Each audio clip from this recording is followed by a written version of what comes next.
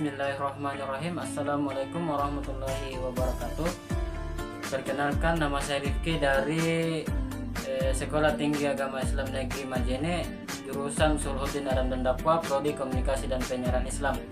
Pada video kali ini saya akan menjelaskan sedikit tentang klasifikasi hadis berdasarkan sumber penyandaran dan kuantitasnya.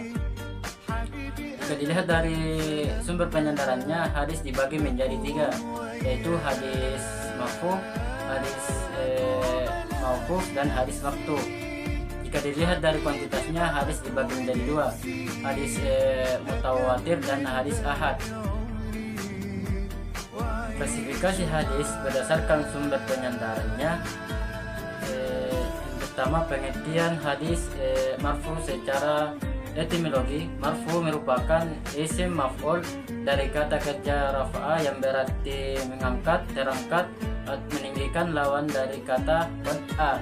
Secara terminologi, hadis marfu adalah segala sesuatu yang disandarkan kepada Nabi Sallallahu Alaihi Wasallam yang berupa perkataan, perbuatan, persetujuan, pengakuan, dan sifat, disadarkannya oleh Nabi, tabi'in ataupun oleh generasi muda mereka, baik sanadnya tersambung ataupun terputus, sehingga memungkinkan mencangkup kategori mausul, mursal, muttas, muqati, juga muddal dan mu'allaq.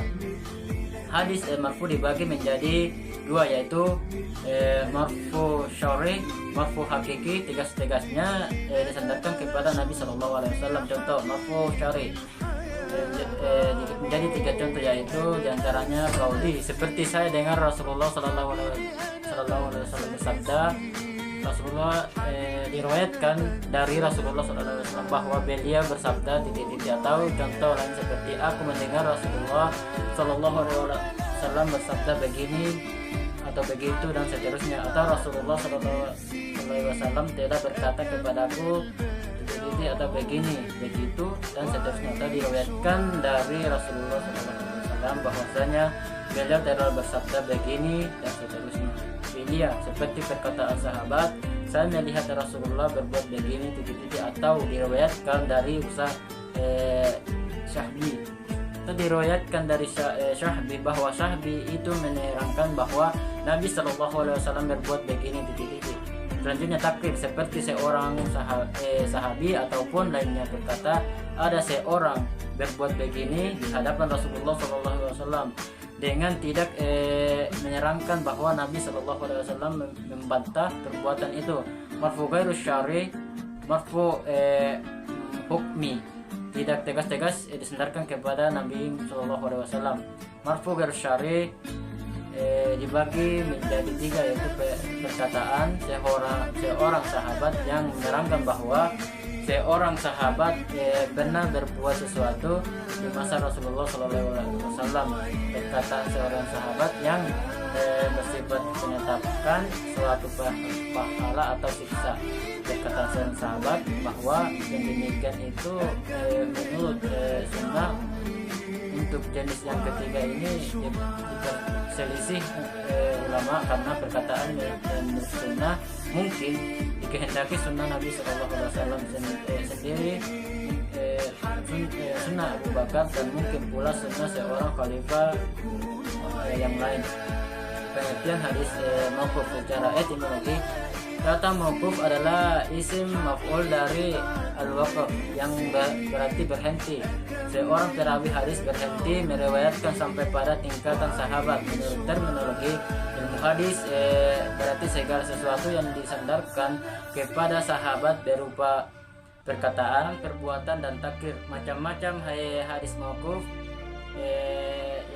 yaitu ada tiga. Mauquf pada perkataan, contoh perkataan rawi telah berkata Ali bin Abi Thalib dia Allahu anhu, baikkanlah kepada manusia menurut apa yang mereka ketahui.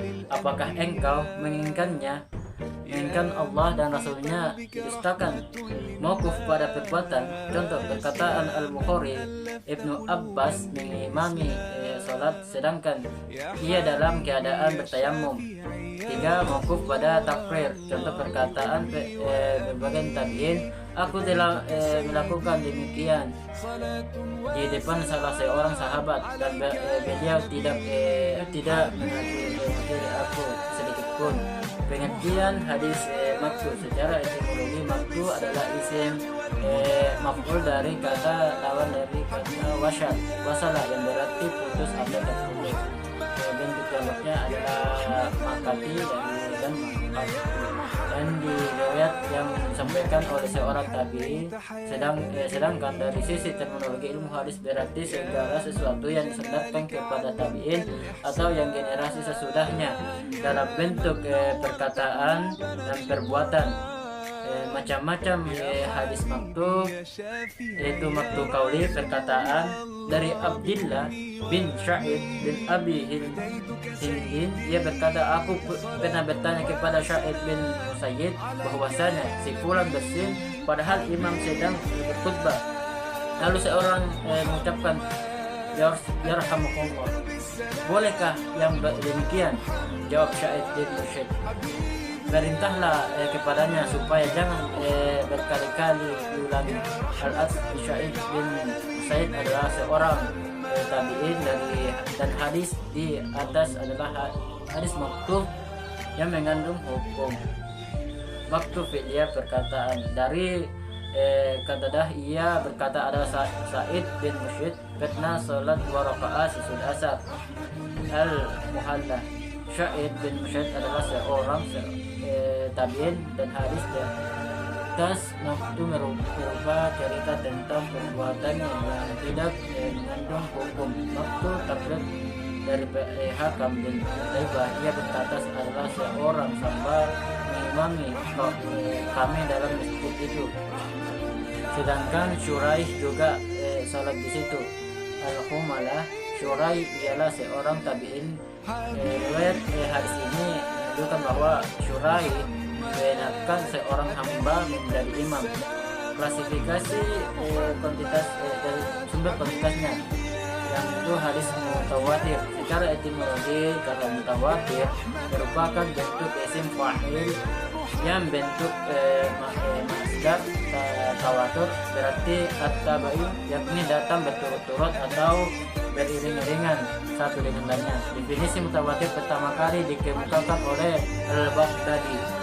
Para ulama membagi hadis mutawatir menjadi dua, yaitu lafzi dan maknawi. Hadis mutawatir lafzi adalah hadis yang mutawatir riwayatnya dengan satu redaksi matan atau isi redaksi hadis sama. Hadis macam ini sedikit sekali jumlahnya dan terjadi pula perselisihan pendapat tentang kemutawatiran. Hadis mutawatir maknawi, hadis mutawatir maknawi adalah hadis yang penerima riwayatnya membagi peristiwa dengan berbagai ragam ungkapan, namun intinya maknanya sama. Hadis ahad oleh Ahad Umar Hashim disebut sebagai khabar ahad, yakni khabar yang dinukil oleh orang banyak tetapi tidak mencapai derajat mutawatir, tidak ditemui syarat mutawatir, entah 1, 2, 3, 4 atau 5 orang periwayat. Ada beberapa syarat periwayat yang menerima kabar ahad, yakni adil, kuat dalam hafalan, rabit, 3 fakih, cerdas dan paham, 4 melaksanakan amal yang sesuai dengan kabar tersebut, 5 mendatangkan hadis sesuai dengan hurufnya, 6 memahami makna hadis dan lafaznya, ditambah pula beberapa syarat khusus, yakni 1 sanad tersambung sampai Nabi Sallallahu Alaihi Wasallam, tidak ada keraguan atau syad dan cacat kekurangan illah, 3 tidak bertentangan dengan sunnah masyhur baik qauliyah ataupun fi'liyah, 4 tidak bertentangan dengan sahabat tabi'in dengan kitab-kitab umum, tidak bertentangan penjelaan oleh sebagian ulama salaf. 6 hadis tersebut tidak mengandung penambahan matan dan sanadnya yang meriwayatannya menyendiri dari segi kepercayaannya. Hadis masyhur secara etimologi berasal dari asyuha, artinya tersebar atau tersiar. Dinamakan hadis masyhur memang karena kemasyhuran dan kepopulerannya. Selanjutnya hadis aziz. Hadis aziz, istilah aziz berasal dari yang berarti kuat, sedikit atau jarang. Dinamakan aziz karena keberadaannya yang singkat ini karena ukuran dan jarangnya. Adapun keberadaannya karena dikuatkan oleh jalan yang baik. Ibnu Hajar dan lainnya berpendapat bahwa definisi hadis aziz hampir sama dengan hadis masyhur, hanya berbeda dari segi jumlahnya periwayatannya.